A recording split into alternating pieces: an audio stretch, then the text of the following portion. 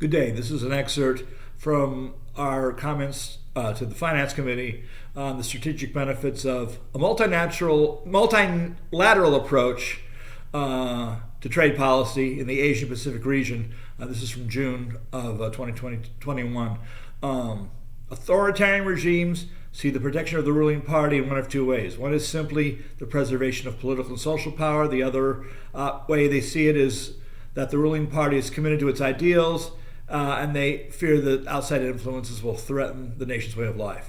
Now, we can catch more flies with honey, so educating Chinese leadership should be tried. That a two-party solution will be better to their ideals. If they were to see how the nation can be improved by losing an election, perhaps they will be amenable to changing their tactics. A multilateral approach is helpful here. Of course, many of our partners may not be paragons of democracy. Of late, neither is the United States. Our own problems are a teachable moment. No society is perfect. The nation can use our current struggles as an example that democracy is not an end, it is a process. Our difficulties with a vocal authoritarian movement supporting an authoritarian former president can also be a teaching moment. The Chinese leadership will not need much convincing on how bad an authoritarian leader can be, given the last 4 years and their dealings with what is essentially a mirror on their own conduct.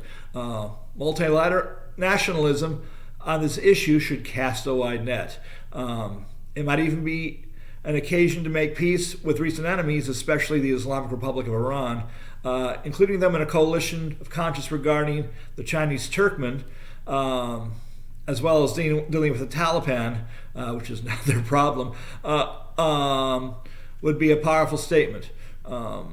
This is an opportunity that readily presents itself. A united front on this issue threatens the Chinese plans for a Belt Road, and we can use that leverage to help the Uyghurs, who are Turkmen after all. The Belt Road takes us to our last destination containing Chinese hegemony. The Transpacific Partnership was designed to counter emerging Chinese power. Now the Belt Road projects are in full swing, and our biggest tool is no more. While I share the concerns of many regarding the power of industry in enforcing such trade agreements, some of these concerns were